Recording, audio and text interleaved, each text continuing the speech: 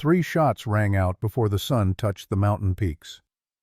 By the time Sheriff Michael Collins reached Eleanor Blackwood's cabin that November morning, the shooting had stopped. What he found made him pull his horse to a halt and stare. 5 men lay scattered across the clearing like broken toys. 3 were wounded. 1 was dead. 1 had fled into the pines, leaving a blood trail behind him. And standing on her cabin porch, rifle lowered but not set down, was Eleanor Blackwood, 48 years old, widow, homesteader, the woman who spoke barely 10 words at the general store each week. Except now Collins knew she was something else entirely. Blood stained the dirt. Gun smoke still hung in the cold air. The cabin's walls were peppered with bullet holes, but Eleanor herself stood untouched. Her gray eyes were calm, too calm for someone who had just fought off 5 armed men. "Eleanor," Collins said carefully, dismounting. "What in God's name happened here?" She looked at him for a long moment. Then she spoke, her voice steady as stone. "What I spent 3 years preparing for Michael." Collins swept his gaze across the scene again. The wounded men were positioned at strange intervals. Not random, tactical. One behind the water trough, shoulder bleeding. Another by the woodpile, clutching his leg. The third near the stable, his rifle arm hanging useless. The dead man lay near the cabin's front door. His name was Carter. Collins recognized him from wanted posters. The Reeves gang, outlaws who had been terrorizing homesteads across 2 territories. "Did you—" Collins started. "No." Eleanor cut him off. "Carter shot himself trying to rush the cabin after I'd already wounded him. Tripped on his own feet. His gun went off." Collins studied her face. No satisfaction there. No fear. Just a bone-deep weariness that made her look older than her years. "The others, inside, secured." "Inside your cabin." "I said secured, didn't I?" Collins had known Eleanor for 3 years.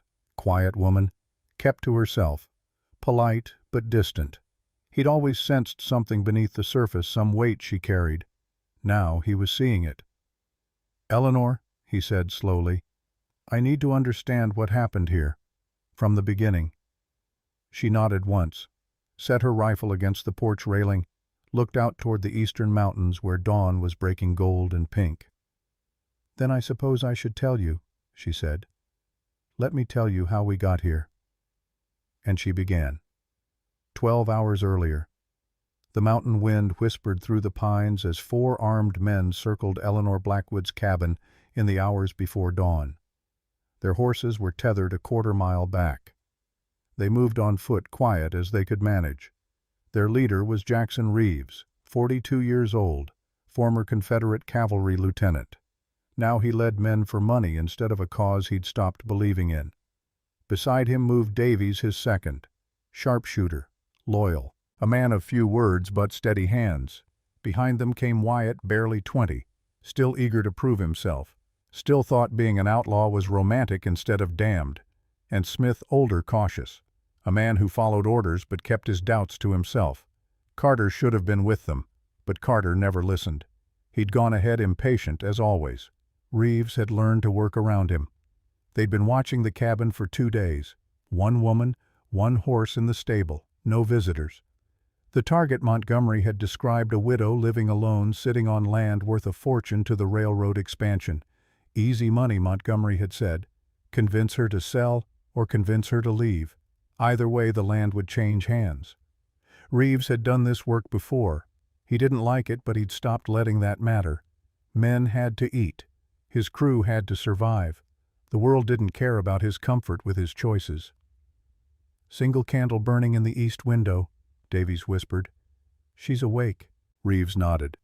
"Dawn's coming. We move when the light breaks. Standard approach. Wyatt and Smith cover the back. Davies, you're with me on the front." "And Carter?" Wyatt asked. "Carter does what Carter does," Reeves muttered. "Just stay clear of him when he starts." They settled into position as the sky began to pale. Reeves watched the cabin with a soldier's eye. Simple structure. 2 rooms, he guessed. Stone chimney, sturdy porch, nothing remarkable except... He frowned. The windows. Something about the windows bothered him. The angles were wrong, set deeper than normal. Reinforced frames, maybe. "Davies," he said quietly. "You see the window frames?" Davies studied them. "Military construction. Or someone who knows military construction." A cold finger traced down Reeves's spine. "A widow," Montgomery said. "Nothing to worry about," he said. Maybe she hired it done. Maybe. But Reeves had learned to trust his instincts. Those instincts had kept him alive through 4 years of war and 8 years of this life after. Right now, they were whispering warnings. The cabin door opened. Eleanor Blackwood stepped onto her porch carrying a Winchester rifle. She didn't look around frantically, didn't search the shadows. She walked to the porch railing and stood there, rifle held casually but competently, as if she knew exactly where they were hiding. "Gentlemen," she called out, her voice carrying clear in the pre-dawn stillness. "I know you're out there. I've known since you arrived 2 days ago." Reeves froze. "You've been watching from the North Ridge," Eleanor continued. "Changing positions every 6 hours. Military discipline. Cavalry patterns, if I'm not mistaken." How could she possibly— "I'm going to give you one chance," Eleanor said. "Leave now. Go back to whoever sent you. Tell them Eleanor Blackwood's land is not for sale. Not for any price." Reeves exchanged a glance with Davies. His second's face showed the same confusion Reeves felt. A shot cracked out. Not from their positions. From the cabin's south side. Carter the fool firing early. The bullet splintered the porch railing inches from Eleanor's hand. She didn't flinch. Instead, she raised her Winchester with fluid precision and fired back. The shot hit the tree Carter was hiding behind close enough that Reeves heard the man's startled curse. "That was your warning shot, gentlemen," Eleanor called out. "The next ones won't miss." Reeves made a split-second decision. "Take cover, standard dispersal pattern." His men scattered, taking positions behind the water trough, the woodpile, the stable. Good cover, overlapping fields of fire. Exactly how he'd taught them. But as they moved, Reeves noticed something that made his blood run cold. Every position they took was visible from at least one cabin window. Every single one. As if the clearing had been designed specifically to eliminate blind spots. "This isn't right," Davies muttered from behind the water trough. "Sir, something's very wrong here." Before Reeves could respond, Eleanor fired again. The bullet struck the dirt between Smith's feet, sending him scrambling backward. "I know your positions," Eleanor called. "The man by the water trough is in a crossfire zone between my north and east windows. The one behind the woodpile has no cover from elevation. The man near the stable is standing on unstable ground I deliberately left soft." Reeves felt the situation sliding away from him. This wasn't a frightened widow. This was someone who thought like a soldier. Like him. "Who are you?" he shouted. A pause. Then Eleanor's voice, colder now. "Someone who spent 3 years preparing for this day. Someone who does not miss. And someone who is giving you one final chance to leave before I stop being merciful." Carter predictably chose that moment to charge the cabin. Reeves saw him break from cover, firing wildly, rage overcoming whatever sense he'd been born with. Eleanor's rifle cracked twice in rapid succession. The first shot hit Carter's shoulder, spinning him around. The second hit the ground in front of him. He stumbled, tripped over his own feet, and fell hard. His gun went off as he hit the dirt. The bullet caught him in the chest. Carter twitched once, then went still. "Hold fire!" Reeves roared. "Everyone, hold position!" His men froze. Wyatt looked terrified. Smith looked ready to bolt. Even Davies seemed shaken. Reeves's mind raced. Carter's death wasn't clean, but it was permanent. And Eleanor had shot to wound first. Had given warnings. This woman had discipline, control, military training. Real training, not the rough frontier version. "You shot with precision," Reeves called out, "aiming to disable, not kill. That's not frontier justice, that's something else." "Very observant," Eleanor replied. "You're Lieutenant Jackson Reeves, if I'm not mistaken. 12th Virginia Cavalry, served under Colonel Harmon at Brandy Station." Reeves' heart stopped. How could she know that the war's over, he said carefully. For some of us, Eleanor said, but not for you apparently. Trading a cavalry company for a gang of outlaws.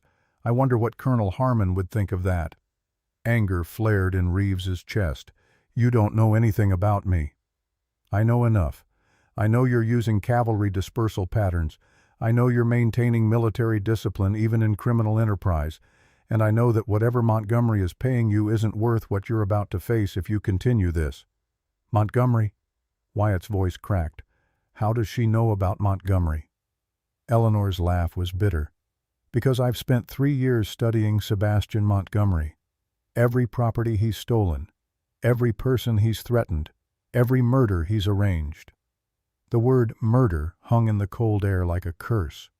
Reeves made a decision. Parley. I'm requesting parley. Silence. Then, you understand what that means? I do. No weapons. Face to face. You have my word as an officer. Another pause. Very well. Approach slowly. Hands visible. Your men stay in position. Reeves stood holstering his sidearm and leaving his rifle behind. As he walked toward the cabin, his soldier's instincts catalogued everything. The windows were indeed reinforced. The porch had firing ports hidden in the railings. The door was thicker than standard construction. This cabin was a fortress disguised as a homestead. Eleanor descended the porch steps to meet him halfway. In the growing dawn light he could see her more clearly. Gray eyes that missed nothing, hands steady on her rifle, no fear in her face, only cold calculation and something else. Grief.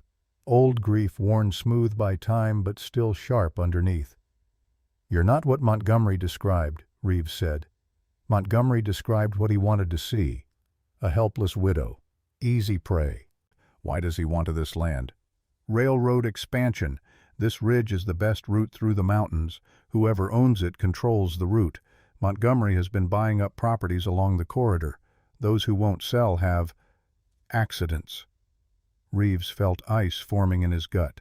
Like your husband. Eleanor's jaw tightened. My husband was James Blackwood, federal land agent. He was investigating Montgomery's fraudulent claims when he died in a riding accident 3 years ago. The way she said riding accident made it clear what she thought of that official story. You think Montgomery killed him? I know Montgomery killed him. I've spent 3 years proving it, gathering evidence, building a case, and preparing for the day his men would come for me. Reeves looked back at the cabin. 3 years of preparation. Military precision. This woman had been waiting for this confrontation. Wanted it even. What are you? He asked quietly.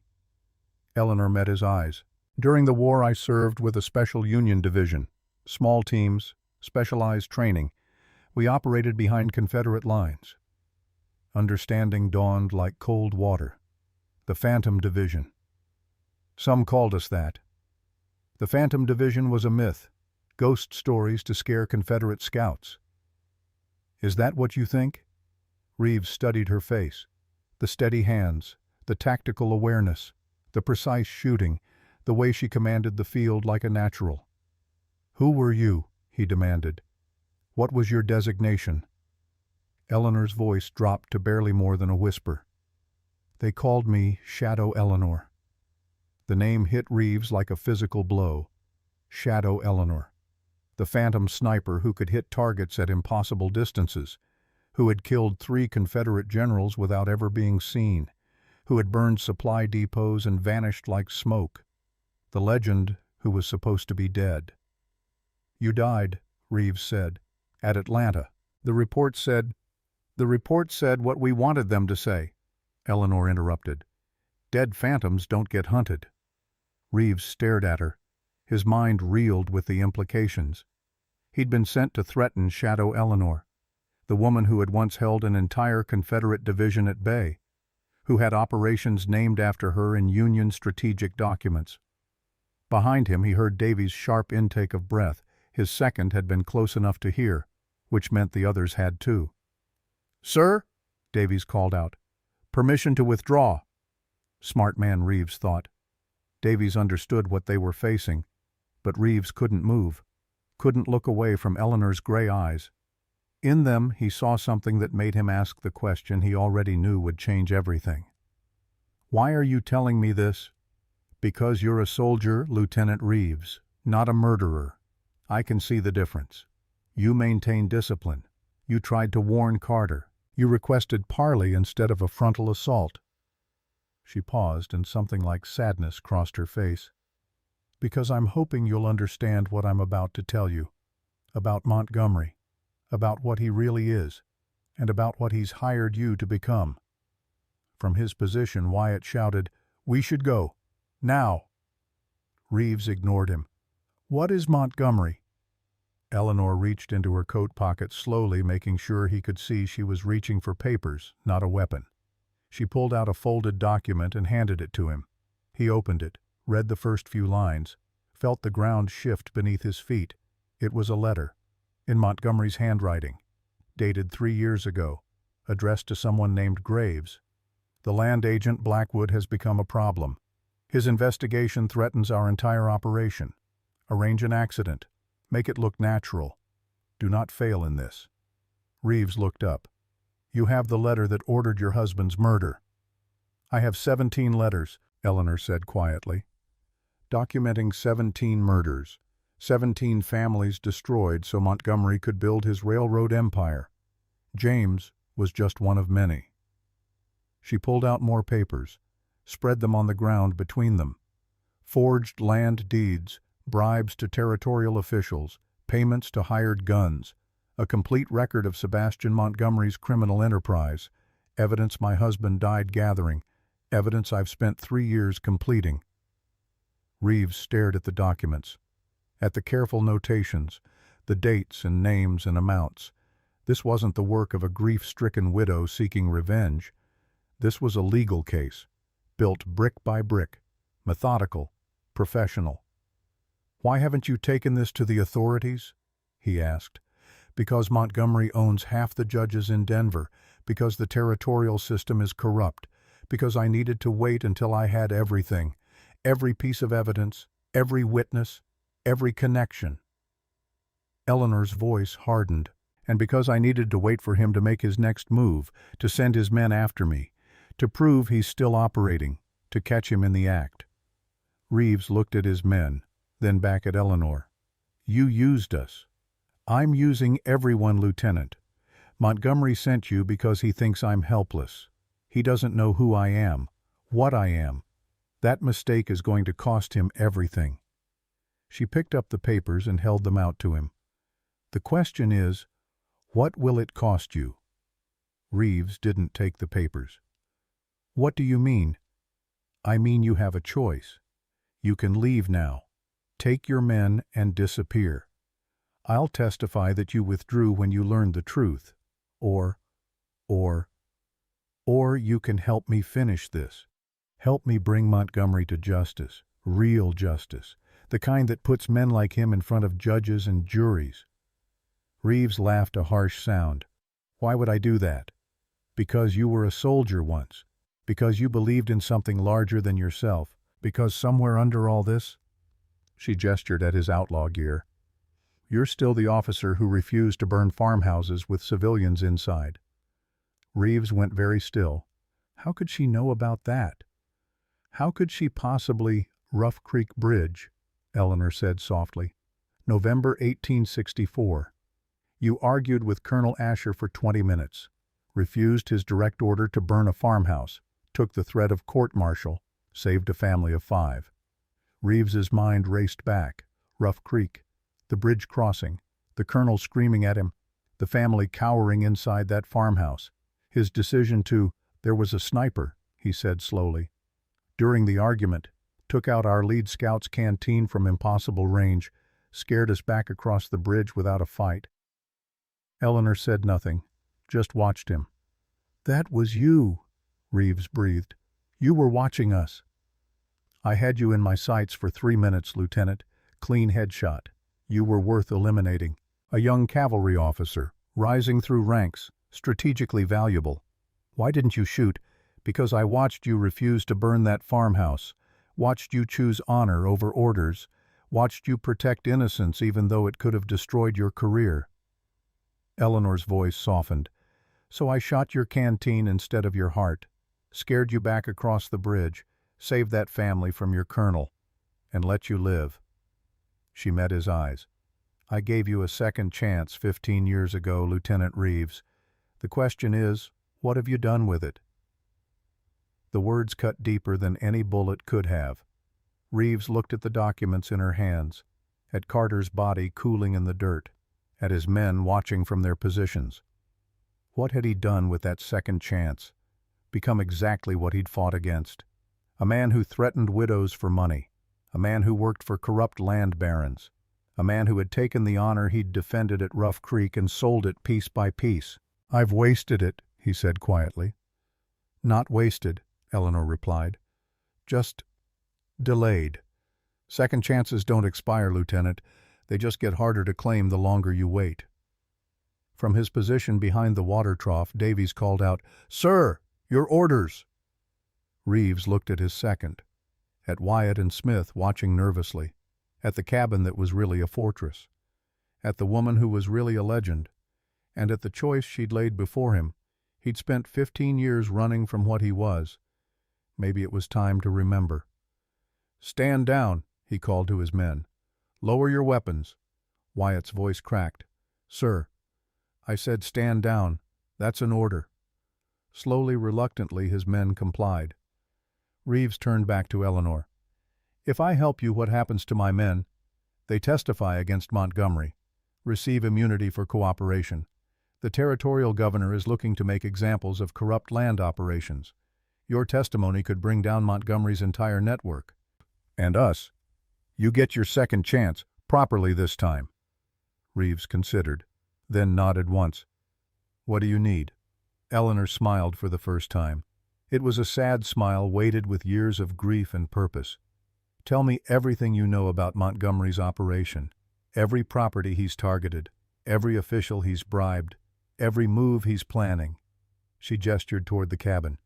"And then we're going to wait, because Montgomery doesn't tolerate failure. When you don't report back on schedule, he'll send someone else, someone more dangerous." "His security team," Reeves said. "Former Pinkertons and military. The men he uses when things need to be clean." "Exactly. And when they come, I'm going to be ready. With evidence, with witnesses, with everything I need to finally bring Sebastian Montgomery to justice." Eleanor looked toward the eastern mountains where the sun was breaking over the peaks. 3 years I've been preparing for this, Lieutenant. 3 years of waiting, planning, building my case, all for this moment." She turned back to him. "Are you with me?" Reeves thought about Rough Creek, about the man he'd been before the war broke him, about the second chance he'd been given and the second chance he was being offered again. "I'm with you," he said, and somewhere in the distance, as if in answer, a wolf howled into the brightening dawn. Eleanor led Lieutenant Reeves into her cabin while Davies, Wyatt, and Smith remained outside under guard. Not that they needed much guarding. The fight had gone out of them the moment they learned who they were facing. Inside the cabin revealed its true nature. Maps covered one wall, detailed maps of the territory marked with notations about distances, sight lines, terrain features. A bookshelf held volumes on ballistics and meteorology alongside poetry and novels. Rifle racks held 4 additional firearms, each meticulously maintained, and on a small table by the window sat a silver-framed photograph. Reeves saw Eleanor's eyes flick to it, saw the grief that flashed across her face before she mastered it. "Your husband," he said, not a question.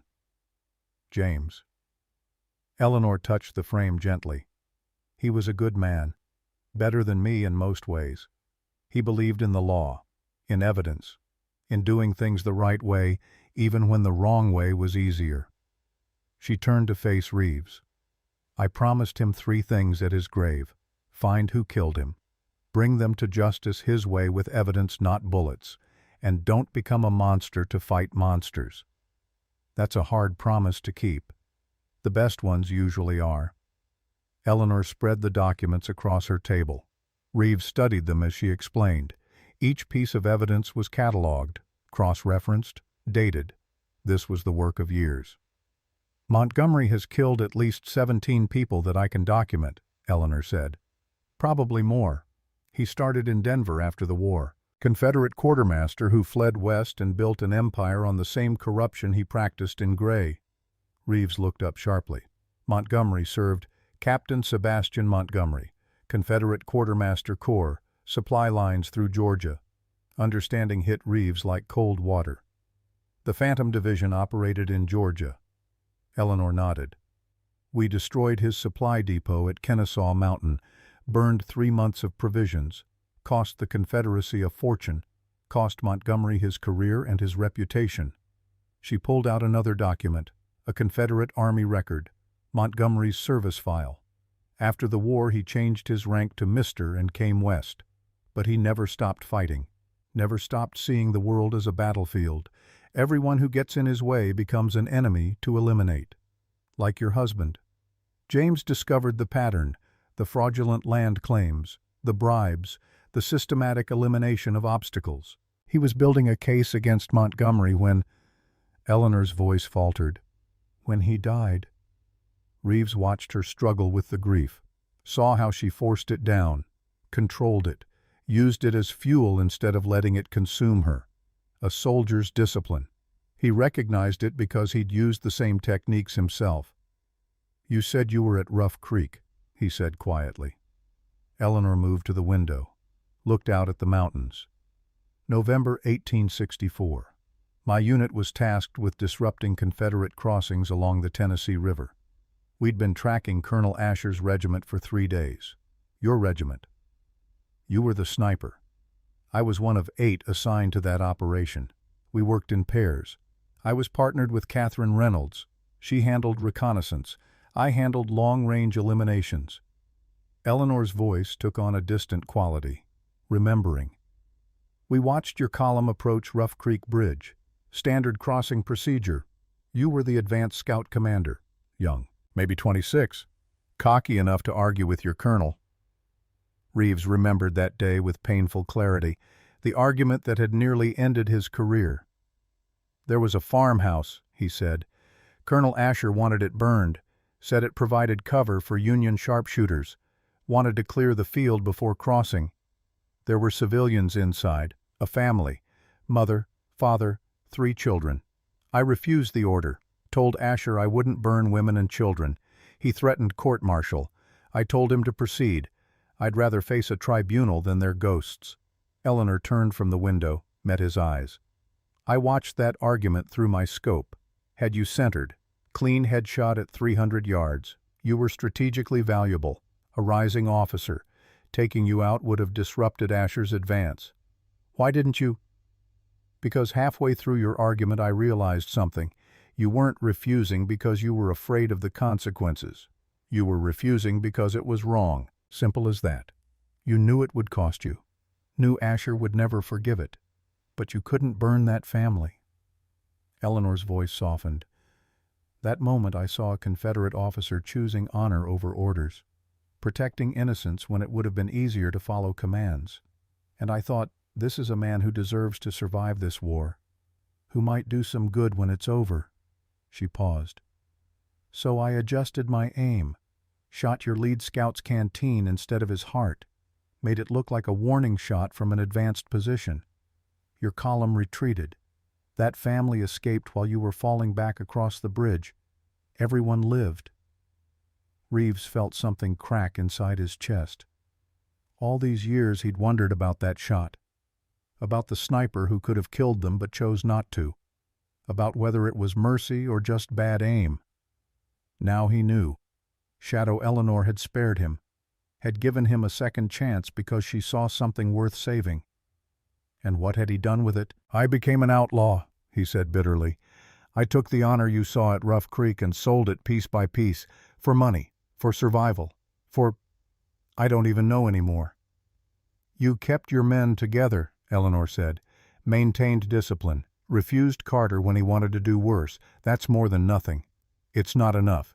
No, but it's a foundation to build on. Davies appeared in the doorway. Sir, riders approaching from town. One man, Sheriff's badge. Eleanor checked her pocket watch. That'll be Sheriff Collins, right on schedule. Reeves stared at her. You sent for the sheriff. I sent for him 2 days ago, when your men first started watching the cabin, told him to arrive at dawn regardless of what he heard. You planned all of this. Lieutenant, I've planned every detail of this confrontation for 3 years. The only variable was whether you'd choose to help or fight. I'm glad you chose help. She moved to the door as a horse and rider entered the clearing. The rider was a weathered man in his 50s wearing a sheriff's badge. He took in the scene, Carter's body, the wounded men, the bullet-scarred cabin with professional calm. "Eleanor," he called out. "You all right?" "I'm fine, Michael. Come on up." Sheriff Michael Collins dismounted and approached. His eyes swept over Reeves with sharp assessment. "This the Reeves gang?" "What's left of it," Eleanor replied. "Lieutenant Reeves has agreed to cooperate. His men are willing to testify against Montgomery." Collins's eyebrows rose. Lieutenant Reeves chose the smart play. Good. He turned to Reeves and extended his hand. "Captain Michael Collins, 3rd Ohio Volunteer Infantry. I was attached to Special Operations Command during the war, supplied the Phantom Division on their operations." Reeves shook his hand numbly. Another piece of Eleanor's past clicking into place. "You knew who she was," Reeves said. "I knew when she settled in my jurisdiction 3 years ago. Woman with her skills doesn't just appear in Pinecrest by accident. I figured she had her reasons for keeping quiet. So I kept quiet too." Collins pulled a telegram from his pocket and handed it to Eleanor. "Got word this morning. Montgomery's security team left Denver yesterday. 5 men. William Harding leading them. They'll be here by nightfall." "Right on schedule," Eleanor murmured, reading the telegram. Reeves felt ice in his gut. "Harding, I've heard of him. Former Army scout. Ruthless." "He's also predictable," Eleanor said. "Military mind. He'll approach at dusk, use the transitional light to his advantage, position snipers on the ridges, standard coordinated assault." She looked at Collins and Reeves. "Which means we have about 12 hours to prepare. Michael, I'll need your deputies. Lieutenant, I'll need your men's testimony recorded. And everyone needs to understand when Harding comes. This becomes a different kind of fight." "How so?" Collins asked. Eleanor's face hardened. "Because Harding won't come to threaten. He'll come to kill. Montgomery doesn't tolerate failure. When the lieutenant didn't report back on schedule, Montgomery activated his contingency plan. Eliminate all witnesses. Burn the cabin. Make it look like an accident." She moved to her weapons rack, began selecting rifles. This was always the end game. Montgomery sending his killers. Me being ready for them. All the evidence in the world doesn't matter if I'm dead before I can present it. Reeves understood. "You're using yourself as bait. I'm finishing what James started, what I've spent 3 years preparing for. And when Harding comes, when Montgomery's security team attacks this cabin, we're going to capture them alive, get their testimony, prove Montgomery ordered the hit." "And if they don't surrender?" Collins asked quietly. Eleanor checked the action on a Sharp's rifle. "Smooth. Perfect. Then I'll do what I was trained to do, what I've been trying not to do for 3 years. I'll become Shadow Eleanor again." The way she said it made Reeves shiver. This wasn't a boast. It was a statement of fact, a door she'd kept closed that was about to swing open. "I'll need Davies," Reeves said. "He's the best shot I have. If we're defending against Harding's snipers, we need our own." Eleanor considered, then nodded. "Bring him in. Let's start planning." The next hours passed in methodical preparation. Collins's 2 deputies arrived with Wyatt, who had been sent to fetch them. The young outlaw was shaking, still processing everything that had happened. Eleanor positioned them strategically. Davies at the north window with the Sharp's rifle, Collins at the south approach, the deputies covering east and west. Reeves found himself working alongside Eleanor, setting up defensive measures. Tripwires connected to bells, carefully positioned mirrors to eliminate blind spots, water barrels for fire suppression. "You expect them to use fire," he said. Harding used it in the war. Burned a Union supply depot in Virginia. It's his signature. Quick, effective, hard to defend against. But you prepared for it. I prepared for everything, Lieutenant. As they worked, Reeves asked the question that had been bothering him. At Rough Creek, you said you were paired with Catherine Reynolds. What happened to her? Eleanor's hands stilled on the wire she was tying. Catherine survived the war.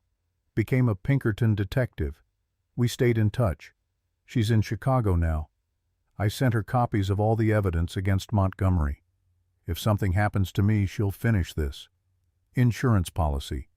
James taught me that. Always have a backup plan. Always protect the evidence. Reeves studied her face. You really loved him. With everything I had, James was... He was the reason I could leave Shadow Eleanor behind. He showed me I could be something other than a weapon, that I could build instead of destroy. She met Reeves's eyes. When Montgomery killed him, he didn't just take my husband. He took my chance at a different life. So yes, this is personal, but it's also about everyone else Montgomery has destroyed, about making sure he can't do it again.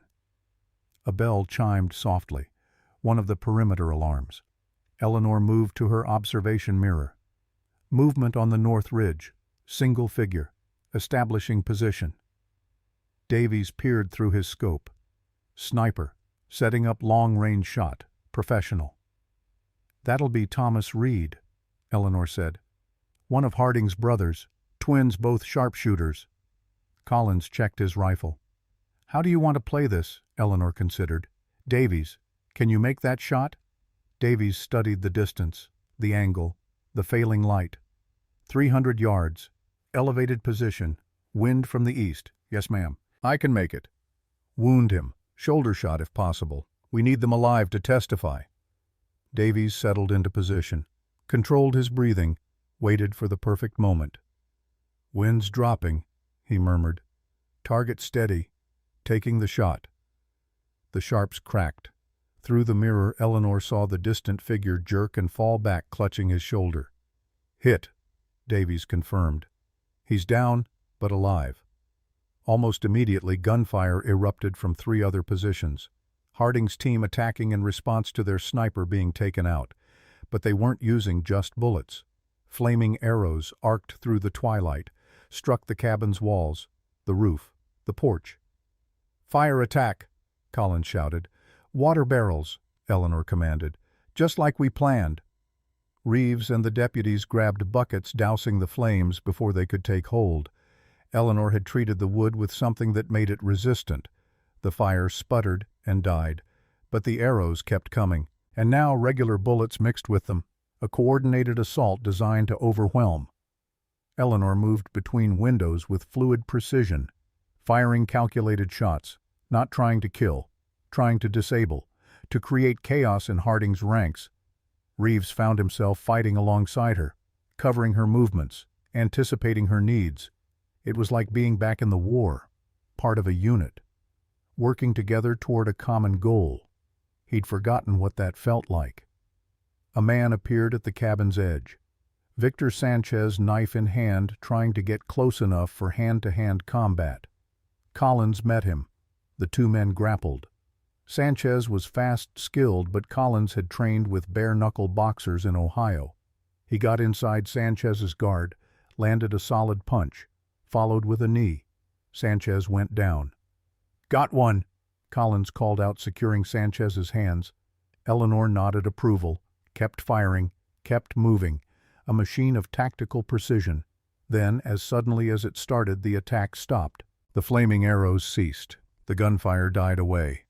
Harding's remaining men pulled back into the darkness. They're retreating, Davies said, surprise in his voice. No, Eleanor replied grimly. They're regrouping. Harding's not stupid. He knows a frontal assault won't work. He's calling for reinforcements. What reinforcements? Reeves asked. Eleanor moved to the east window, pointed into the darkness where torches were appearing on the mountain road. That reinforcement. A carriage rolled into view, expensive, well guarded, and inside it, Reeves knew would be the man behind everything. Sebastian Montgomery had come personally. The carriage stopped at the edge of the clearing, well out of rifle range but close enough to observe. 4 armed guards surrounded it. The door opened. A man stepped out. Sebastian Montgomery was 54 years old, tall, distinguished, silver hair and an expensive coat. He looked like a gentleman, like success and civilization, until you saw his eyes. Reeves had seen those eyes before, in officers who'd burned towns, in men who saw other people as obstacles to be removed. Cold eyes, calculating eyes. Montgomery raised a speaking trumpet to his lips. "Mrs. Blackwood, I believe we should talk." Eleanor didn't move from her position. "We have nothing to discuss, Montgomery." "I disagree. I'm here to make you a very generous offer. $50,000 for your property, far above market value. You can leave with your life and your wealth intact." "My property isn't for sale. Neither is justice for my husband's murder." A pause. Then Montgomery's voice colder now. "James Blackwood's death was an unfortunate accident, though I'm prepared to contribute to a memorial fund as a gesture of goodwill." "You're prepared to lie, you mean," Eleanor called back. "I have your letter, Montgomery, the one ordering James's death, written in your own hand. Silence from the clearing." Reeves saw Montgomery's posture change, stiffen. "I have no idea what you're talking about." Letter dated November 3, 1873, addressed to Gerald Graves. Quote, "The land agent Blackwood has become a problem. His investigation threatens our entire operation. Arrange an accident. Make it look natural. Do not fail in this." End quote. Eleanor's voice rang clear and hard. "Your handwriting, your seal, evidence of premeditated murder." Montgomery stood very still. Then he stepped forward, into better light. His guards moved with him. He was studying the cabin, studying Eleanor's positions. His face showed confusion, then recognition, then something like shock. "Those eyes," he said loud enough to carry. "I know those eyes." He took another step, staring. Atlanta, November 1864. "The sniper who killed Major Hastings from 800 yards. The phantom who burned my supply depot at Kennesaw. The ghost who cost the Confederacy millions." Montgomery's voice rose with each word. "You, Shadow Eleanor. You're Shadow Eleanor." Eleanor stepped into view on the porch, rifle lowered but ready. "Hello, Captain Montgomery. Been a long time since Atlanta." "You were supposed to be dead. The report said what we wanted them to say. Dead phantoms don't get hunted. I've been living quietly in your territory for 3 years, Sebastian. Right under your nose. Building my case.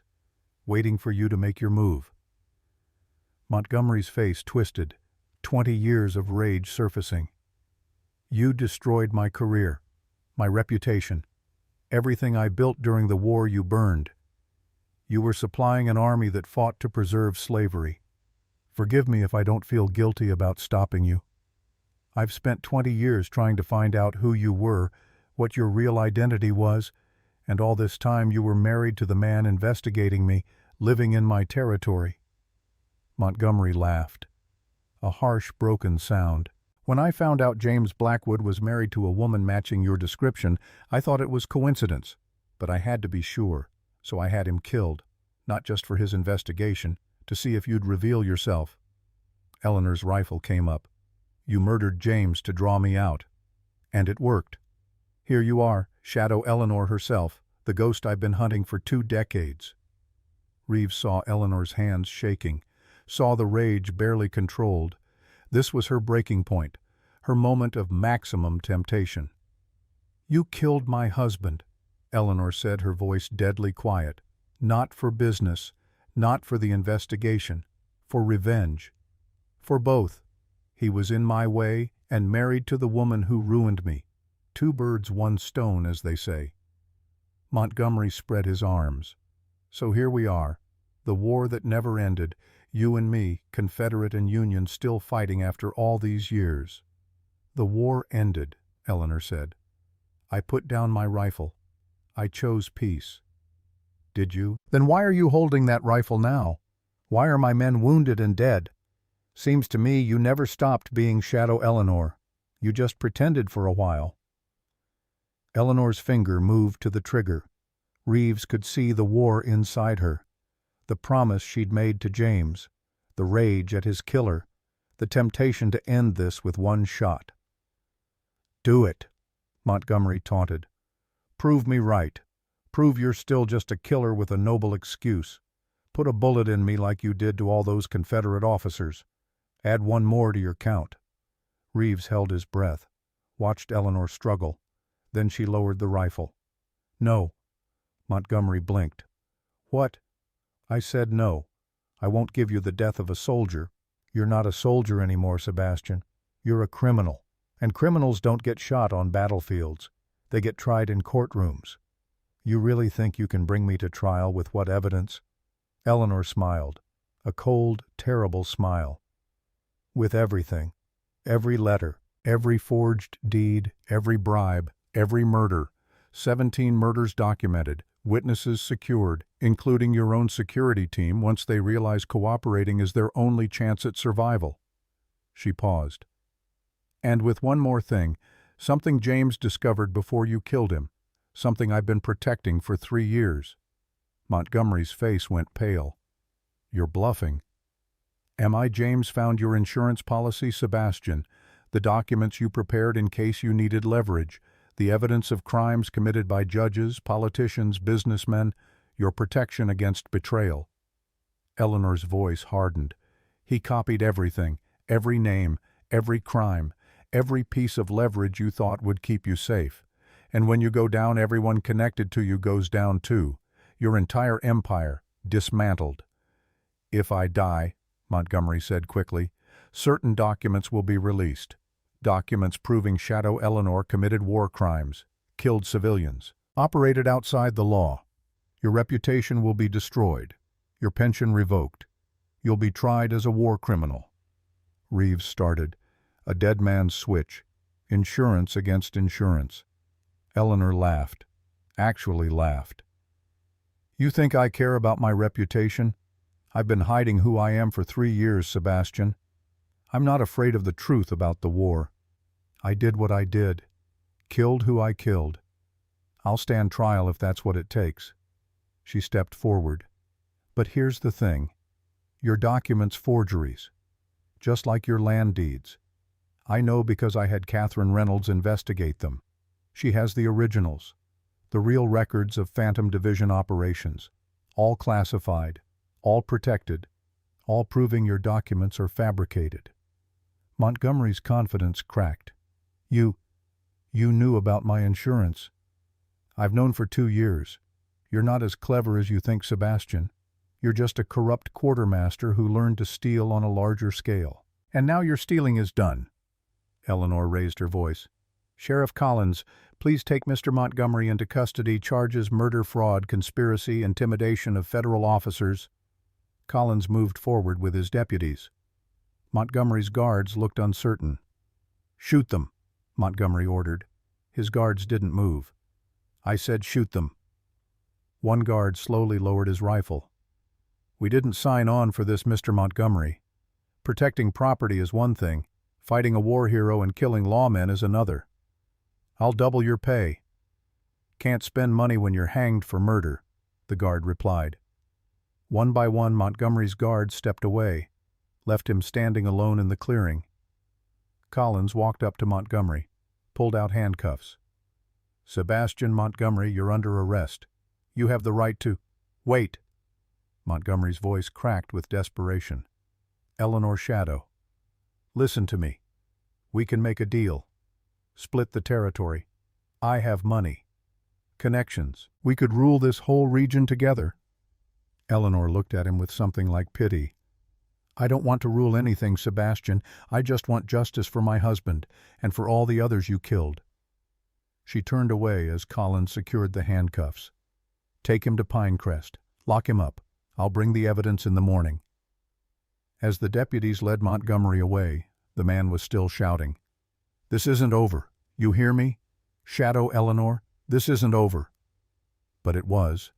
Everyone there knew it was. Eleanor stood on her porch watching the carriage disappear into the darkness. Her shoulders slowly sagged. The rifle in her hand suddenly seemed to weigh too much. Reeves approached carefully. "You had him," he said quietly. "Perfect shot. Could have ended it." "I know. Why didn't you—" Eleanor looked at James's photograph through the cabin window. "Because I promised him. Evidence, not bullets. Justice, not revenge. The right way, not the easy way." She turned to Reeves. "You asked earlier what I did with your second chance. I spent 15 years running from honor. Well, I spent 3 years preparing to keep a promise, to honor my husband by being better than what the war made me. You succeeded." "Did I? I wanted to shoot him, Lieutenant.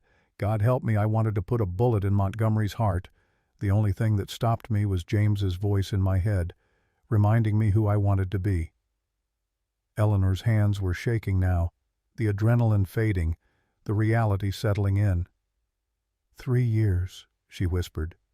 3 years of waiting, planning, preparing, and it's over. Just like that. He's arrested. The evidence is secure. Justice will be served. You should feel victorious. I feel hollow. James is still dead. Justice won't bring him back, won't give me back those years we should have had. Reeves didn't know what to say, didn't have words for this kind of grief. But Davies did. The quiet sharpshooter stepped forward. "Ma'am, for what it's worth, you honored your husband today. You kept your word when it would have been easier to break it. That takes more courage than any shot I've ever made." Eleanor nodded, wiped her eyes quickly. "Thank you, Davies." She straightened, soldier's discipline reasserting itself. "We should secure the perimeter. Make sure Harding's men don't try anything desperate. Collins will need statements from everyone, and I need to organize the evidence for transport to Denver." "And after that?" Reeves asked. "After that? I don't know. For 3 years my life has been about this, about justice for James, about stopping Montgomery. Now it's done, and I don't know who I'm supposed to be anymore." Eleanor looked out at the mountains, at the stars emerging in the darkening sky. "I guess I'll figure that out, one day at a time." From the darkness, a rider approached. Young Wyatt returning from town. "Sheriff Collins sent me ahead," he called. "Says the territorial judge is in Pine Crest. Arrived this afternoon. He'll hear the case immediately if you can bring the evidence." Eleanor straightened. "Immediately?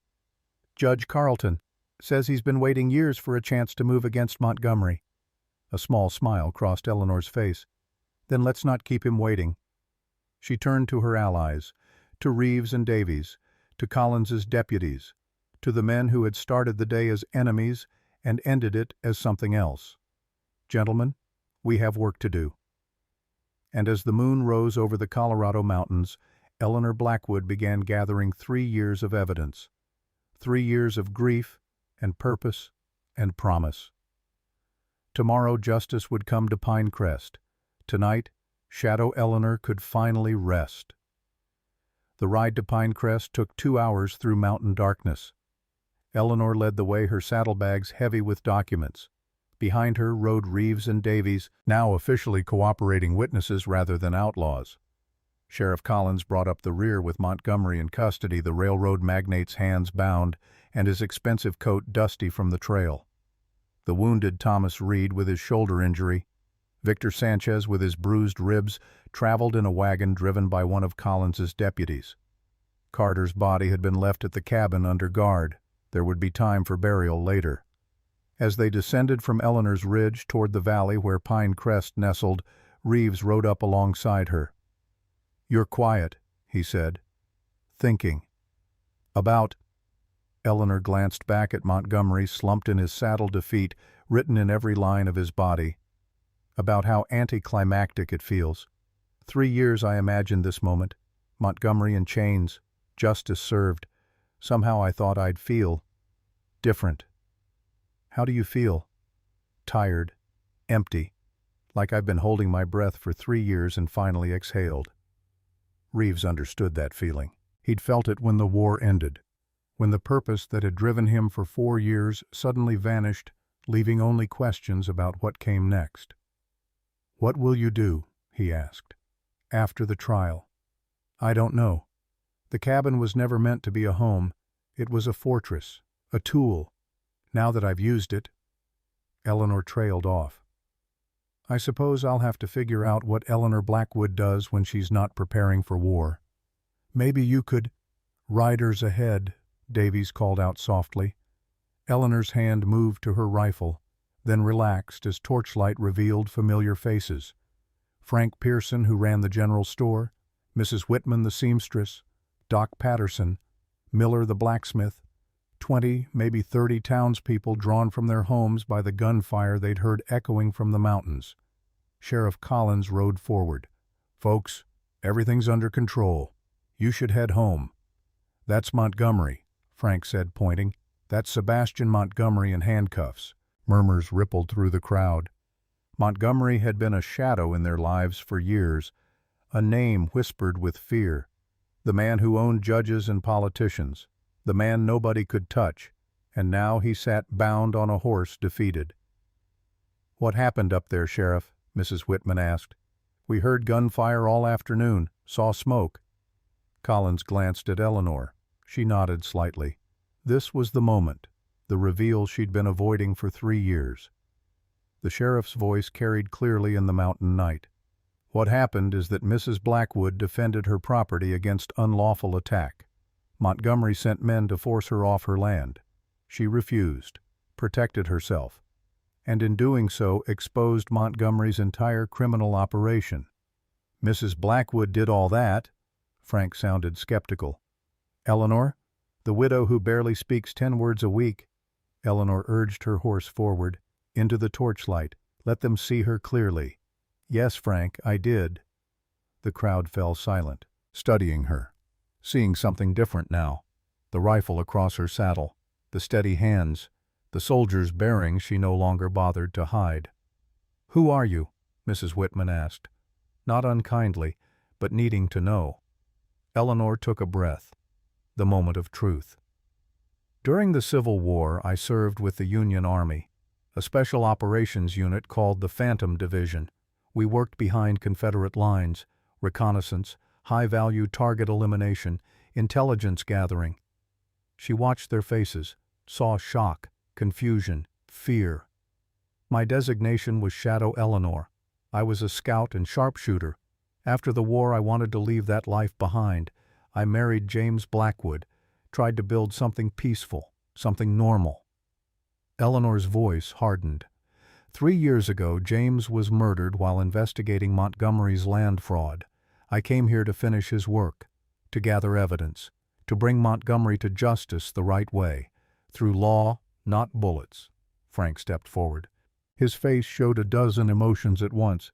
"All this time, 3 years, you've been living among us, shopping at my store, attending church socials, and you were—" "What? A spy. A killer." The word killer hung in the air. Eleanor didn't flinch from it. "I was a soldier in wartime, Frank. I did what my country asked of me, killed men who were trying to kill Union soldiers, destroyed supply lines that prolonged the war, did things I'm not proud of in service of a cause I believed in." She met his eyes. "But that was during the war. For the past 3 years I've been your neighbor. That hasn't changed. I still buy supplies at your store every Tuesday.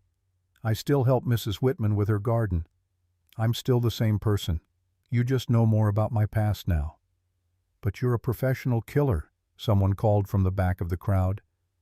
"I was a professional soldier," Eleanor corrected. "There's a difference.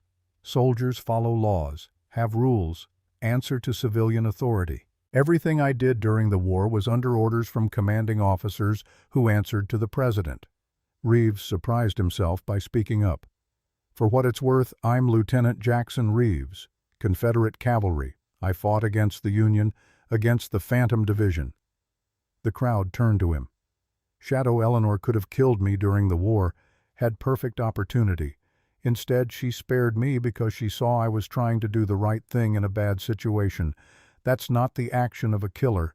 That's the action of someone with honor." Davies nodded.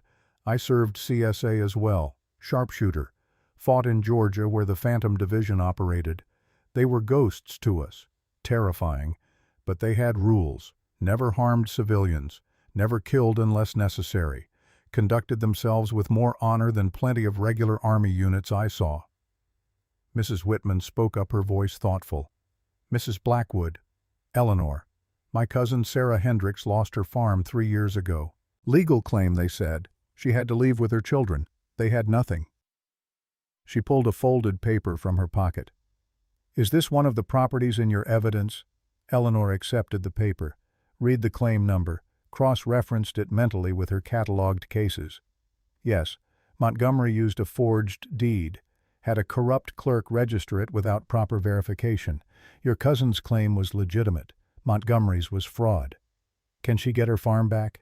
If Montgomery is convicted, all his fraudulent properties will be returned to their rightful owners, your cousin included." Murmurs ran through the crowd. Different now.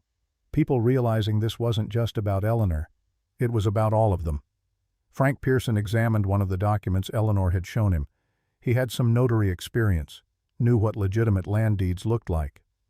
"This is forged," he said finally. "I can see where the seal was transferred. The signature doesn't match the notary's standard hand." He looked up at Montgomery. "You've been stealing people's land, their homes, their livelihoods." Montgomery said nothing, just stared ahead with cold eyes. Frank turned to the crowd. "I don't know about the rest of you, but I stand with Mrs. Blackwood. She's been fighting for justice while we were just trying to get by. Maybe she was a soldier once, but today she's the woman who stood up to a man none of us could touch." Mrs. Whitman stepped forward. "I stand with her too. Doc Patterson. And I." One by one, the townspeople of Pinecrest made their choice. Not all of them. Some still looked uncertain, afraid, but enough. Enough to matter. Eleanor felt something crack in her chest. For 3 years she'd been alone, isolated by choice and by necessity. Now, surrounded by these ordinary people making an extraordinary choice, she felt the weight of that isolation lifting. "Thank you," she said quietly. "Don't thank us yet," Frank replied with a small smile. "You're still buying supplies at full price. War Hero doesn't get you a discount." The tension broke. Nervous laughter rippled through the crowd. Sheriff Collins cleared his throat. "Folks, Judge Carlton is waiting at the courthouse.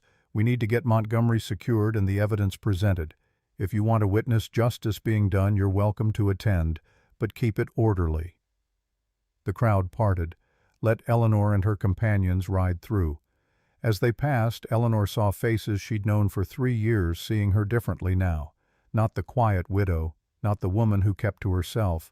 Someone new, someone who had stood against impossible odds and won.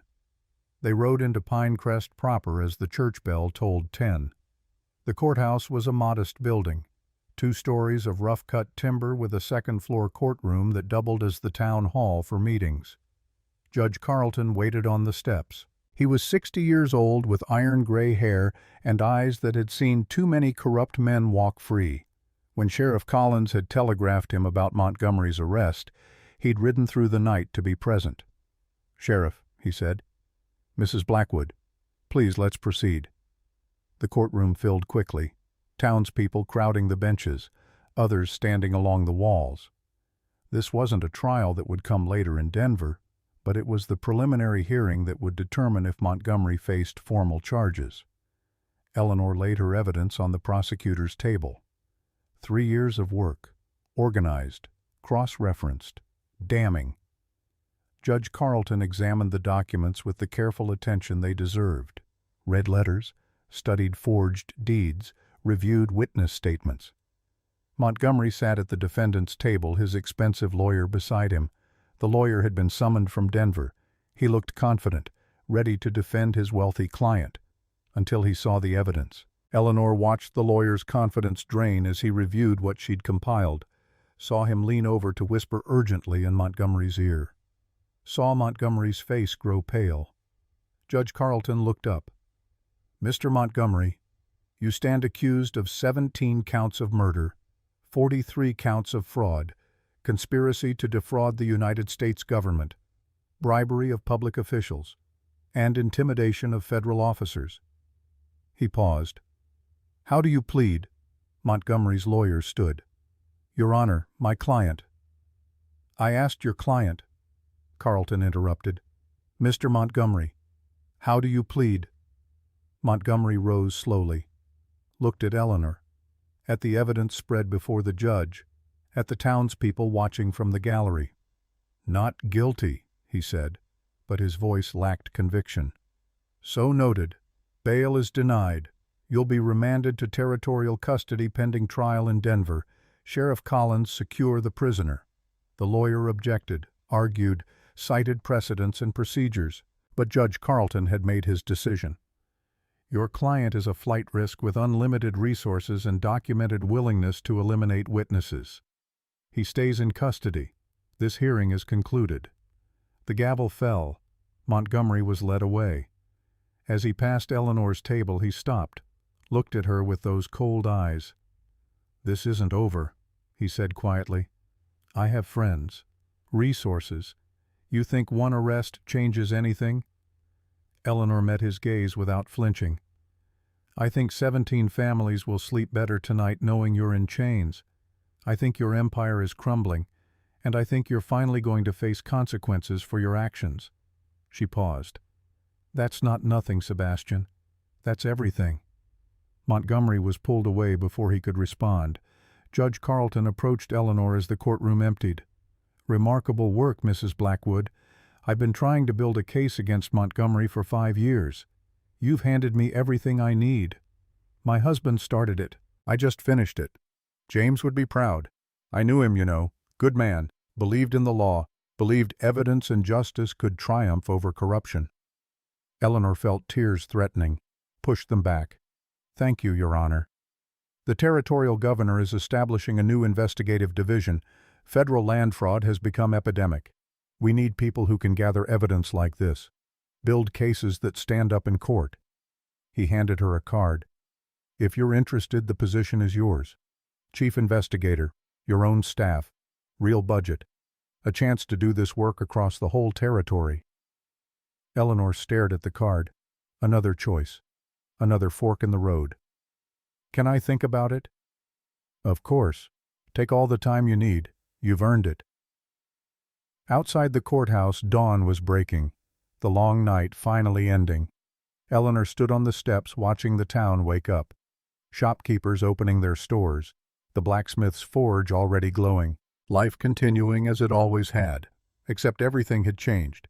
Sheriff Collins joined her. "Quite a night." "Yes." "You planning to take Carlton's offer?" "I don't know. For 3 years my life has been about one thing, justice for James, stopping Montgomery. Now that it's done—" She trailed off. "I don't know who I am without that purpose." "You're Eleanor Blackwood. That's enough."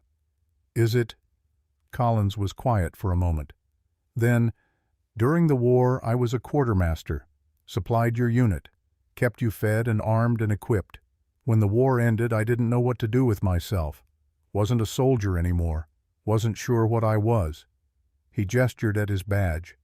"Took me 2 years to figure it out, to realize I could use the same skills. Organization, logistics, problem solving, just for a different purpose. Became a sheriff. Found a new way to serve." Eleanor understood what he was saying. "You think I should take the job? I think you should consider it. You're good at this work. Investigation, evidence gathering, bringing criminals to justice. And God knows the territory needs it." He looked at her seriously. "But more than that, I think you need it. You're not the kind of person who can sit idle. You need purpose. This could be it." Eleanor considered his words, looked down at Judge Carlton's card in her hand. "I'll think about it," she said again. Reeves emerged from the courthouse. He and his men had given their statements, signed their testimony, officially become cooperating witnesses. "Sheriff says we're free to go," he told Eleanor, "provided we report to Denver for the trial." "What will you do?" Eleanor asked. "After—" Reeves looked uncertain. "Honestly, I don't know. Spent 15 years as an outlaw. Can't exactly put that on a job application." Davies appeared beside him. "Could try going straight. Plenty of work for men who know horses.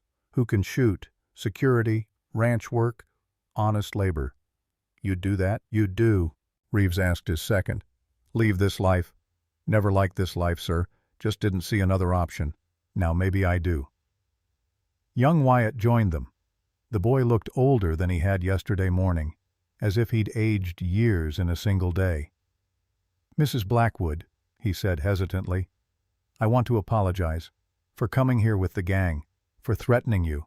I didn't know what we were really doing, didn't know about Montgomery or your husband or any of it. But you know now, Eleanor said, not unkindly. Yes, ma'am, and I want to do better, be better. If there's any way I can help make this right, I will. Eleanor studied the young man, saw genuine remorse, genuine desire to change. Can you read? She asked. Wyatt blinked at the unexpected question. Yes, ma'am.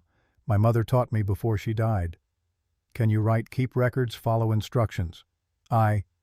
Yes. Eleanor made a decision, pulled out Judge Carleton's card, wrote a note on the back. Take this to Judge Carleton. Tell him I'm recommending you as a clerk for the investigative division. Low-level work to start. Filing, record-keeping, but honest work, legal work, a chance to use your skills for something good. Wyatt stared at the card like it was made of gold. You'd do that for me? After what I did? Someone once gave me a second chance, Eleanor said, glancing at Reeves. Seemed only right to pass it along. The young man's eyes filled with tears. He nodded, unable to speak, and hurried off toward the judge's office. Reeves watched him go. You really think he'll take it? Change his life? I think he'll try. That's all anyone can do. Eleanor turned to face Reeves and Davies. And you two, will you try? Reeves met her eyes. I gave my word at Rough Creek. I'd be the man you saw that day, the man worth sparing. Took me 15 years to remember that promise, but I remember it now. He extended his hand. Thank you, Shadow Eleanor, for the second chance. Both of them. Eleanor shook his hand firmly. Just Eleanor now. Shadow can rest. As Reeves and Davies walked away, heading toward whatever future they'd build, Eleanor felt the weight of 3 years lifting. It was done. Montgomery was in custody, the evidence secure. Justice, real justice, was coming. She should feel triumphant. Instead, she felt hollow. Sheriff Collins found her an hour later at the edge of town. She was standing by the cemetery looking at the mountains. Thought I might find you here, he said. I should feel happy, relieved, something, but I just feel empty. Because justice doesn't bring James back. No, it doesn't. Eleanor walked through the cemetery gate, to the grave she'd visited every week for 3 years, the simple stone marker that read, James Blackwood, beloved husband, man of law. She knelt beside it, placed her hand on the cold stone. I did it, James. I finished what you started. Montgomery's going to trial. Every family he hurt will get justice. I did it your way, with evidence, with law, without becoming the monster. The wind whispered through the pines. No answer came. But I don't know what to do now. For 3 years this has been everything. Waking up, planning, preparing, working toward this moment. And now it's here, and you're still gone, and I'm still alone, and I don't know how to. Her voice broke. I don't know how to just live again. How to be Eleanor without a mission, without a purpose, without you. Sheriff Collins stood a respectful distance away. Let her grieve. Let her speak to the husband who couldn't answer. Finally, Eleanor stood, wiped her eyes. He would have wanted me to take the job, she said. Would have said it's a chance to help more people, to build something instead of just tearing down Montgomery's empire. Probably, Collins agreed. But I'm tired, Michael. I'm so tired of fighting, of planning, of being strong. I just want to rest. Then rest. Take time.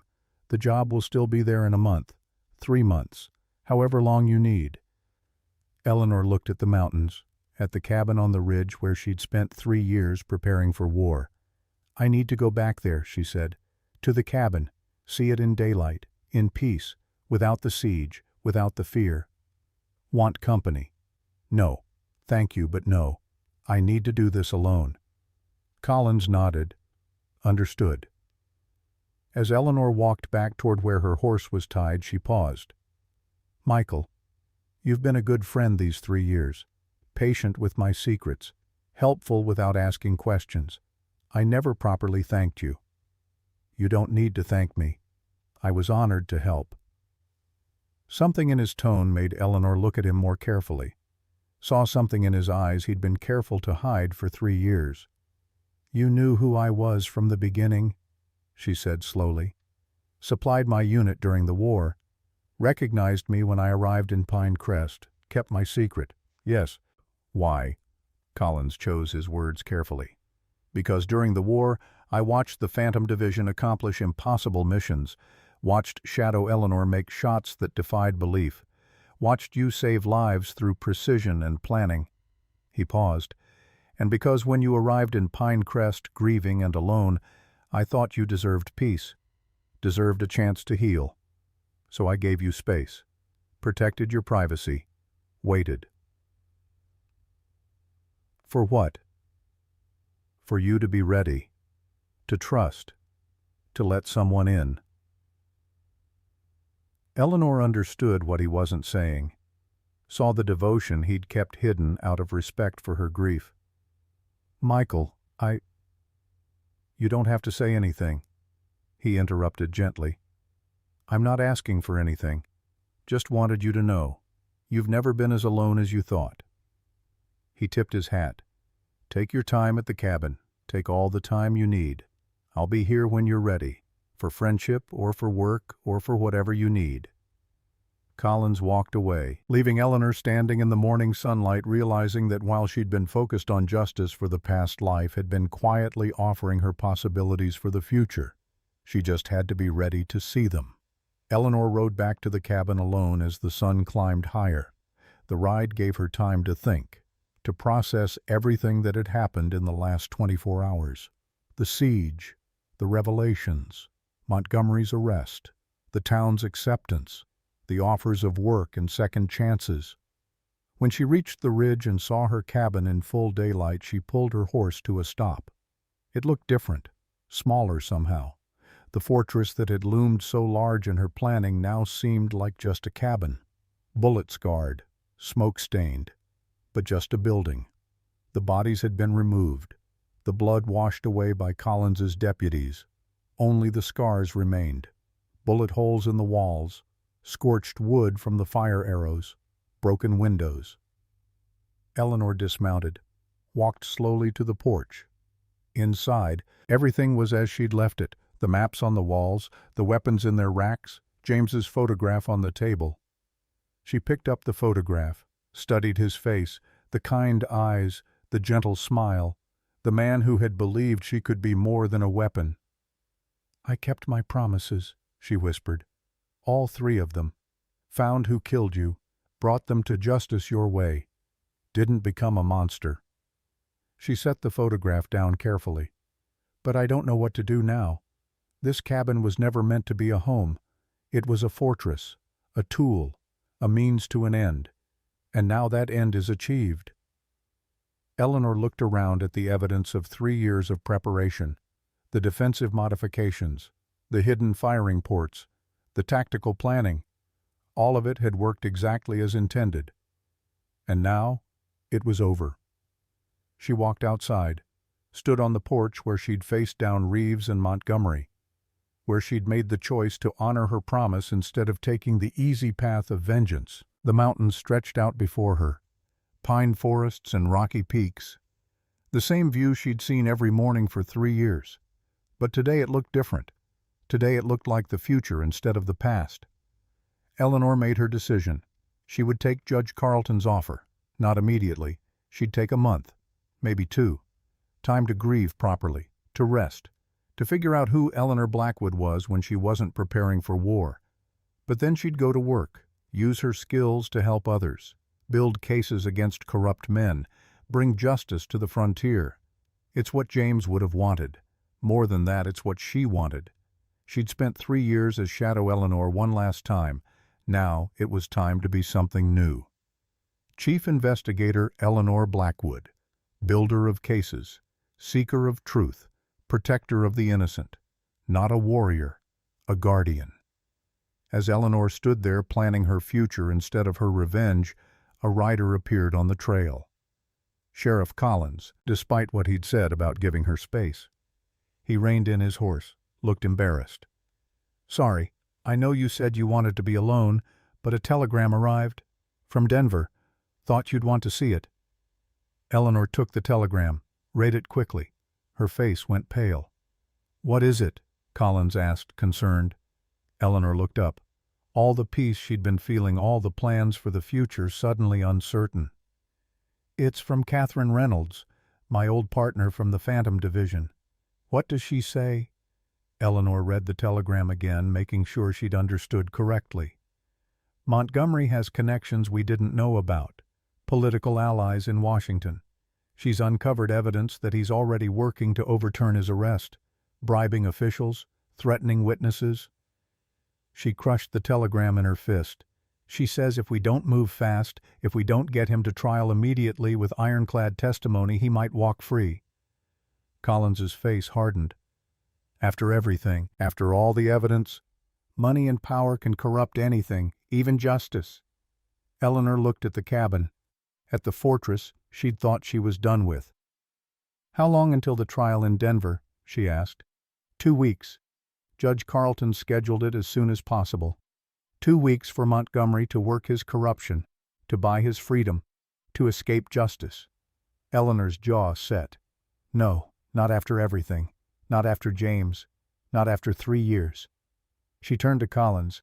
"I'm taking Carlton's job, starting today. And my first case is making damn sure Sebastian Montgomery doesn't slip through the cracks of a broken system." Collins smiled grimly. "Thought you wanted to rest." "I'll rest when Montgomery is convicted and sentenced. Until then." Eleanor looked at the mountains one last time, then back at the cabin. Shadow Eleanor wasn't done yet after all. She had one more battle to fight, and this time the battlefield would be a courtroom. 2 weeks. Eleanor spent every waking hour preparing for Montgomery's trial. She traveled to Denver with Sheriff Collins and Judge Carlton. Organized witnesses. Cross-referenced evidence. Made sure every document was authenticated. Every signature verified. Every claim backed by multiple sources. Catherine Reynolds arrived from Chicago. Tall, sharp-eyed, carrying herself like the soldier she'd once been. She and Eleanor hadn't seen each other in 8 years. They embraced like sisters. "You've aged," Catherine said. "War and grief will do that. But you're still here, still fighting." Eleanor managed a tired smile. "Seems I don't know how to stop." Together they built a case that would stand against any defense Montgomery's lawyers could mount. They anticipated every argument, prepared counter-evidence for every claim, left no gaps for corruption to slip through. Lieutenant Reeves and his men testified, described Montgomery's orders, the pattern of intimidation, the systematic elimination of obstacles. The families of Montgomery's victims testified. Widows, orphans, men who'd lost everything to forged deeds and corrupt claims. Frank Pearson testified about the fraudulent documents, his notary expertise proving the forgeries. And Eleanor testified, not as Shadow Eleanor, not as a legendary warrior, but as Eleanor Blackwood, widow, investigator, woman who'd spent 3 years seeking justice for her murdered husband. She spoke clearly, calmly, presented evidence methodically, let the facts speak for themselves. Montgomery's lawyers attacked her credibility, called her a killer, a vengeful widow obsessed with destroying an innocent businessman. Eleanor didn't flinch. "I was a soldier," she said simply. "I served my country during wartime. I followed orders from commanding officers who answered to civilian authority. Everything I did was legal under military law." "But you killed men." "I eliminated high-value enemy targets during a declared war." "Yes, that was my duty." "And now you're eliminating Mr. Montgomery." "No, I'm presenting evidence of his crimes to a court of law. There's a difference between a bullet and a legal brief counselor. The lawyer pressed. Isn't this just revenge dressed up as justice? Eleanor met his eyes. If this were revenge, Mr. Montgomery would be dead. I had opportunities, had justification, had the skill to make it clean and untraceable, but I chose the law instead, because my husband believed in the law, because justice means something more than personal satisfaction. She paused. I want Mr. Montgomery tried, convicted, sentenced according to legal process. I want his victims to see the system work the way it's supposed to. That's not revenge. That's faith in something larger than my grief. The jury listened. 12 men and women from across the territory. They heard the evidence, saw the documents, listened to the testimony. It took them 4 hours to reach a verdict. Guilty. On all counts. Montgomery stood as the verdict was read. His face showed no emotion, no surprise, no remorse. Just cold calculation, already planning his next move. But Judge Carlton wasn't finished. Sebastian Montgomery, you have been found guilty of 17 counts of murder, 43 counts of fraud, conspiracy, bribery, and intimidation of federal officers. The judge's voice filled the courtroom. You used wealth and power to corrupt the very systems meant to protect people. You saw the frontier as a battlefield and treated human lives as obstacles to profit. You murdered a federal agent and destroyed families without hesitation or regret. Carlton leaned forward. This court sentences you to hang by the neck until dead, sentenced to be carried out in 30 days. May God have mercy on your soul. The gavel fell. Montgomery was led away. As he passed Eleanor's table, he stopped, looked at her one final time. You think this changes anything? He said quietly. Men like me built this territory. We'll continue building it. You've won one battle, but the war never ends. Eleanor held his gaze. Maybe not, but you won't be part of it, and that's enough. Montgomery smiled, a cold, bitter expression. We'll see. Then he was gone, led away to the territorial prison to await his execution. Eleanor sat very still as the courtroom emptied. Catherine placed a hand on her shoulder. You did it. 3 years of work, all of it paid off. Yes. So why do you look like you lost? Eleanor stared at the empty defendant's chair. Because he's right, about the war never ending. There are a dozen more Montgomerys out there, corrupt land speculators, bribed officials, men who see the frontier as something to exploit. And stopping one man doesn't fix the system. Catherine sat beside her. No, but it proves the system can work, shows others that wealth and power don't guarantee immunity. That's worth something. Is it worth James? The question hung in the air. The real question. The one Eleanor had been avoiding for 3 years. Catherine chose her words carefully. No, nothing's worth James. But James would say the work is worth doing anyway. Not because it brings him back, but because it prevents other wives from losing their husbands, other children from losing their fathers. Eleanor closed her eyes. I'm so tired, Kate. I know. I thought I'd feel different after the verdict, after justice. But I just feel empty. That's grief. Real grief, not the kind you've been burying under purpose and planning. You've spent 3 years not letting yourself mourn properly. Now the work's done and there's nothing left to hide behind.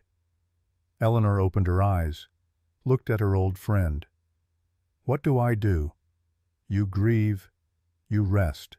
You figure out who Eleanor Blackwood is when she's not hunting monsters, and then when you're ready, you decide what comes next. Catherine stood, extended her hand. Come on, let's get out of this courthouse. I'm buying you dinner, and we're not talking about evidence or trials or anything connected to Sebastian Montgomery. Eleanor took her hand, let herself be pulled to her feet. For the first time in 3 years, she let someone else lead. Eleanor spent a week in Denver, resting, talking with Catherine, visiting James's grave in the city cemetery where he'd been buried before she moved his marker to Pine Crest. She stood by the original grave, the elaborate stone his family had commissioned. Eleanor Blackwood, beloved son and husband, champion of justice. "I kept my promises," she said. "Montgomery's convicted, sentenced to hang. All 17 families are getting their land back. Your investigation is complete." The wind rustled through the cemetery trees. "Kate says I need to grieve. Actually grieve, not just use my grief as fuel. I don't know how to do that. Don't know how to just feel it, without turning it into purpose." Eleanor knelt by the stone. "I love you. I miss you. And I don't know how to move forward. For 3 years I've been moving towards something. Justice, conviction, victory. Now I've arrived, and I don't know where to go from here." She placed her hand on the cold marble. "Help me. Tell me what to do." No answer came, just wind and silence. But somehow in that silence, Eleanor found what she needed. James would want her to live, really live. Not just survive, not just hunt the next criminal, but build something, create something.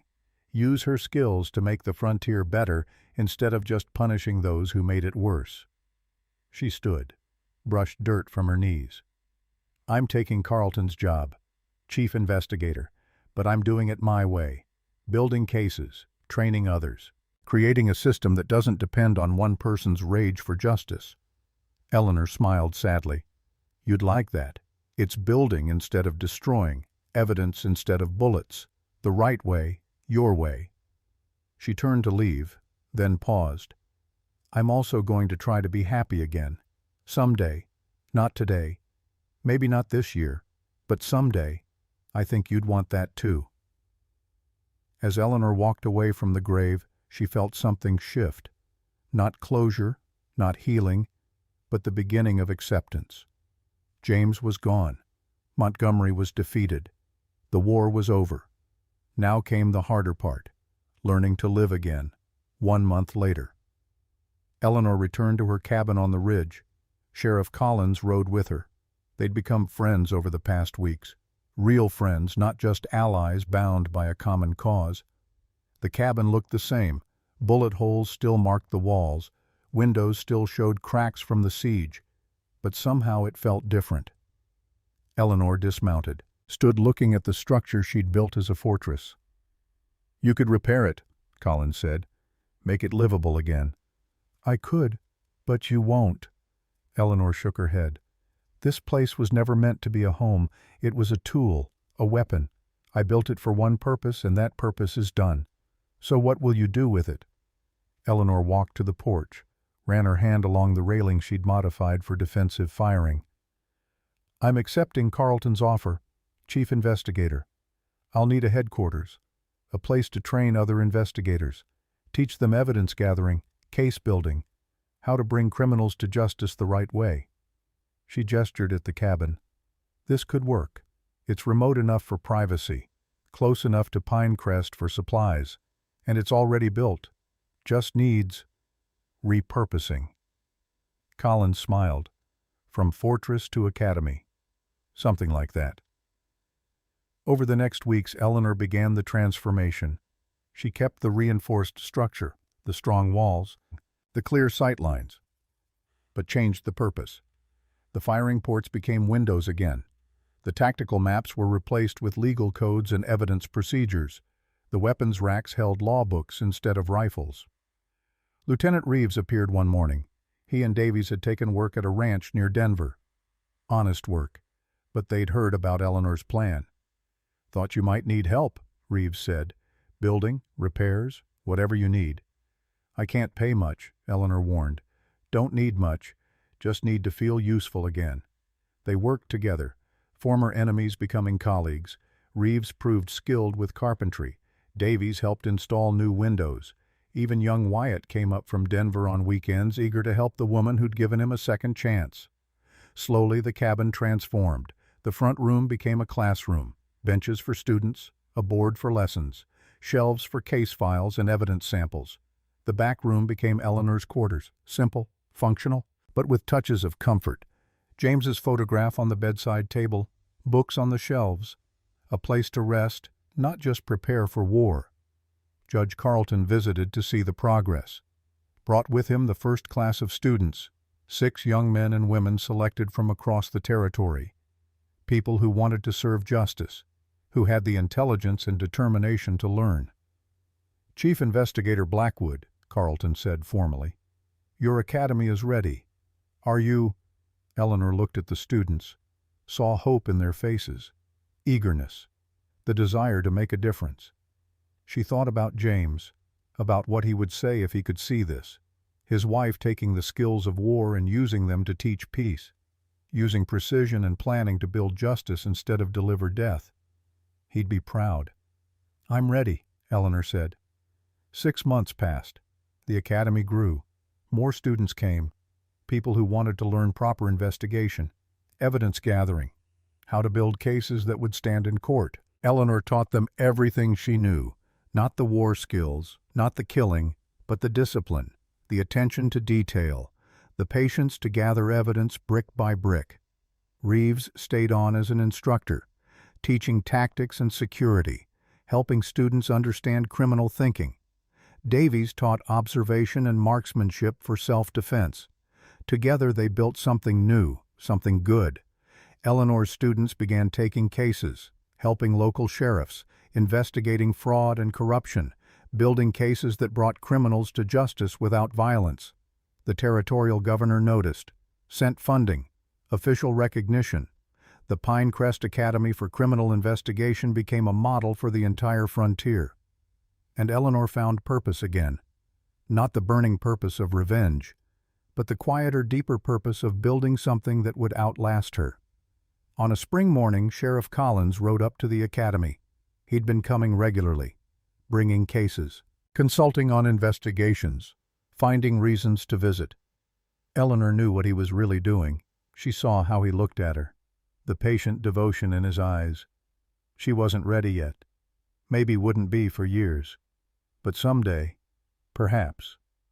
"Letter came," Collins said, handing her an envelope. "From the territorial prison." Eleanor's heart skipped. "Montgomery. Executed last week. Hanged according to sentence. This was in his effects. He asked it be delivered to you." Eleanor took the envelope with shaking hands, opened it carefully. Inside was a single page. Montgomery's handwriting, written the night before his execution. "Eleanor, you won. I acknowledge that. You were the better soldier, the better strategist, the better person. I spent 20 years hunting the phantom who destroyed my career, spent 3 years eliminating the man who threatened my empire. And in the end, the phantom and the widow were the same woman. The irony isn't lost on me. You could have killed me, should have. By the rules of war we both know. But you chose the law, chose evidence, chose the harder path because a better man than me believed in it. I don't ask forgiveness, don't expect it, don't deserve it. But I acknowledge defeat, and I acknowledge that your way, James's way, was right. Maybe if I'd learned that lesson after the war, instead of spending 2 decades seeking revenge, things would have been different." Congratulations, Shadow Eleanor. You won the war that never ended. Sebastian Montgomery. Eleanor read the letter twice, then carefully folded it and placed it in the box where she kept James's things. "What did it say?" Collins asked. "That some men learn, even at the end, even when it's too late to matter." She looked out at the mountains, at the students practicing evidence collection in the yard, at the academy that had grown from her fortress. Montgomery's dead, the case is closed, and the work continues. Collins stepped closer. "Eleanor, I know it hasn't been long. Know you're still grieving. But I wanted you to know, when you're ready, if you're ever ready, I'll be here." Eleanor turned to him, saw the kindness in his eyes, the patience, the quiet devotion of a man willing to wait as long as necessary. "I know, Michael, and I'm grateful. But I'm not ready yet. I know. Maybe someday. I'll wait." Eleanor smiled. A real smile. The first genuine smile since before James died. Thank you. For understanding. For being patient. For being a friend when I needed one. Always. As Collins rode away, Eleanor stood on the porch of her academy, looking out at the mountains she'd come to love, at the life she was building from the ashes of grief and war. She wasn't Shadow Eleanor anymore, wasn't just a widow seeking revenge. She was Chief Investigator Eleanor Blackwood, teacher, builder of justice, guardian of the law. And maybe someday she'd be happy again.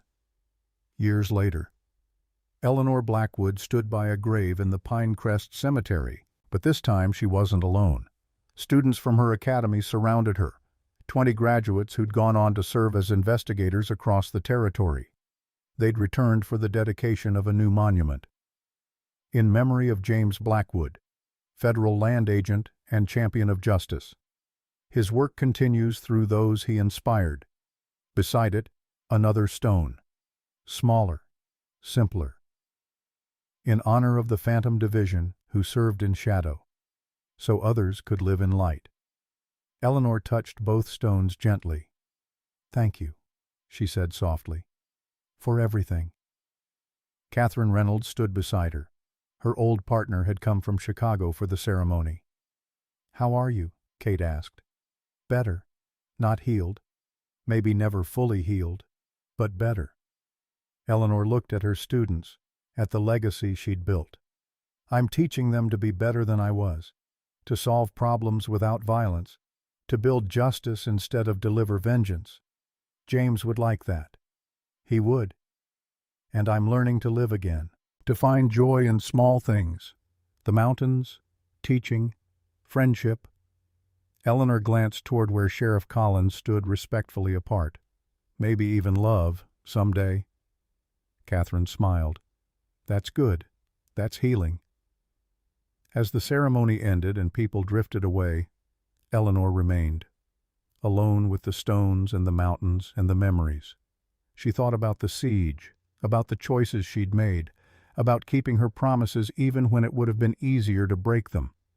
She'd chosen the right way over the easy way, evidence over bullets, justice over revenge. And in doing so, she'd honored James, honored herself, and built something that would outlast them both. The wind whispered through the pines, the same wind that had blown the morning of the siege, the same mountains that had witnessed everything. Eleanor Blackwood, former shadow. Eleanor smiled at the stones. I'm doing okay, she said. Better than okay. I'm living, really living, building instead of destroying, teaching instead of fighting. She paused. The war's over, James, for both of us, and I think we won. As Eleanor walked down from the cemetery, the sun set over the Colorado mountains, gold and pink and purple light washing over the peaks. Somewhere in those mountains, a cabin still stood, no longer a fortress, now an academy, a place where justice was taught and built and protected. And in Pinecrest, people went about their lives, safer because one woman had chosen the hard path, had kept her promises, had proved that law could triumph over corruption. The legend of Shadow Eleanor lived on, but the woman herself had found peace, not in victory, not in revenge, but in purpose, in legacy, in the quiet knowledge that she'd done what was right, and sometimes in the wild frontier that was enough.